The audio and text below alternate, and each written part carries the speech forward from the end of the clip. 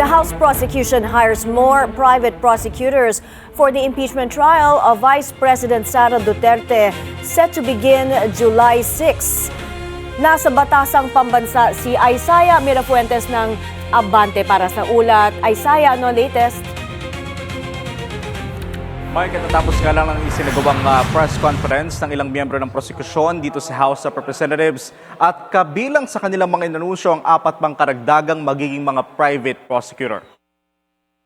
Nadagdag sa listahan ng private prosecutor sila Attorney Teodorte, Attorney Reynaldo Robles, Attorney Arnold Labay at Attorney May Divina Gracia. Dahil dito, umaabot na sa 15 bilang ng mga private prosecutor para sa impeachment ng bise. Karagdagan pa rito ang 11 na public prosecutor. Sumatotal, umaabot na sa 25 ang bilang ng mga prosecutor sa impeachment ni VP Sara.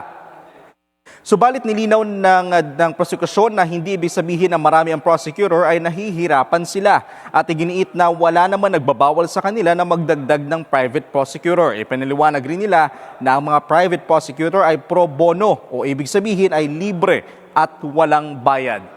Samantala, maliban nga sa mga prosecutor, nadagdagan na rin ang listahan ng mga trial o House trial spokesperson. Kabilang sa mga inanunsyo ngayong araw, si former Surigao del Norte Representative Ace Barbers bilang additional list nga sa mga magiging spokesperson ng prosekusyon. At kabilang sa mga iginiit ng 2 miyembro ng public prosecutor na sina Representative De Lima at Representative Jokno ay kaugnay nga dun sa pagbubukas ng BIR box sa impeachment. Ayon sa kanila, kinakailangan na mabuksan ito sa oras nga na magsimula na ang trial.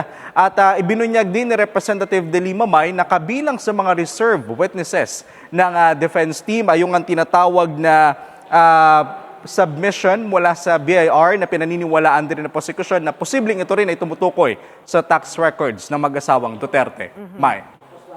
Isaiah, according to SP Win Gatchalian, aabot daw ng February itong impeachment trial. Ano ba ang reaksyon ng House prosecution dito?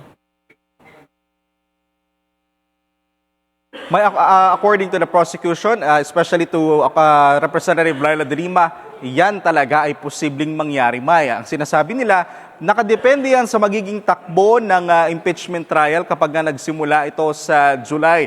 According nga dun sa mga inilabas ng schedule, this month magaganap ang trial from Monday to Wednesday and after ng SONA, magaganap nito every Tuesday and up to Thursday. So sinasabi nila, kung maraming mga ebidensya, maraming testigo ang mailalatag habang nagaganap itong trial, posible na umabot talaga ito hanggang sa susunod na taon.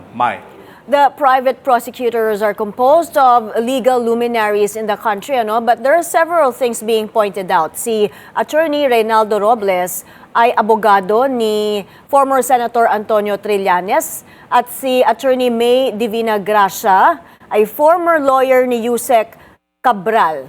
Hindi ba daw ito makikitaan ng conflict of interest?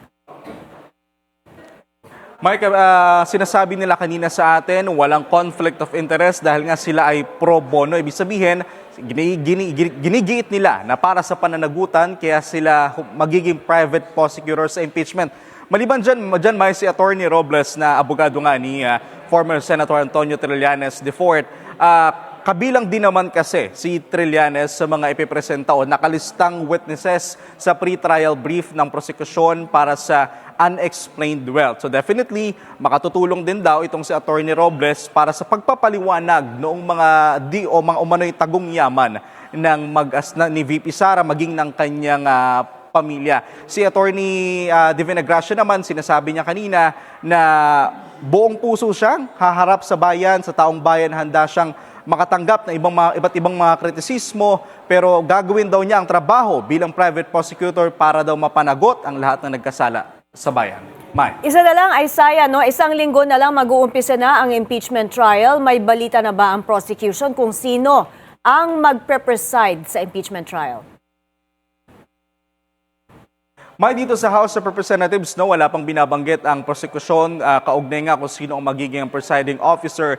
Pero nauna na nilang sinabi, kung kahit pa sino sa mga senador ang maging presiding officer, mapa si SP Win o kaya si Senator Chis Escudero man ang maging presiding officer, handa silang sundin ang mga ilalabas nilang Senate rules dahil para sa kanila hindi naman ang mga senador o hindi lang ang mga senador ang mag-i-impeach o magko-convict kay Vice President Duterte, kundi ang mismong mga ebidensya daw ang magtutulak sa mga senador para ma-convict si VP Sara. May. Maraming salamat, Isaiah Mirafuentes, live mula sa Batasang Pambansa. The camp of Vice President Sara Duterte is not against the pre-marking of her tax records. On BNC's The Spokes, Attorney Michael Poa, spokesperson of the Vice President's legal team, however, raised concerns over how the documents contained in the so-called BIR box were obtained. Poa notes that disclosure is subject to tax law restrictions. Meron kasing mga restrictions yan on disclosure, di ba, under our tax laws. But as far, and of course, without waiving our objections to how these documents were in fact obtained by the House. But we made it clear that we are not averse, meaning wala naman kaming problemang pamarkahan itong mga dokumento na to. Kasi yun lang naman ang pinagtatalunan ngayon, yung pwede bang i-pre-mark or hindi, di ba?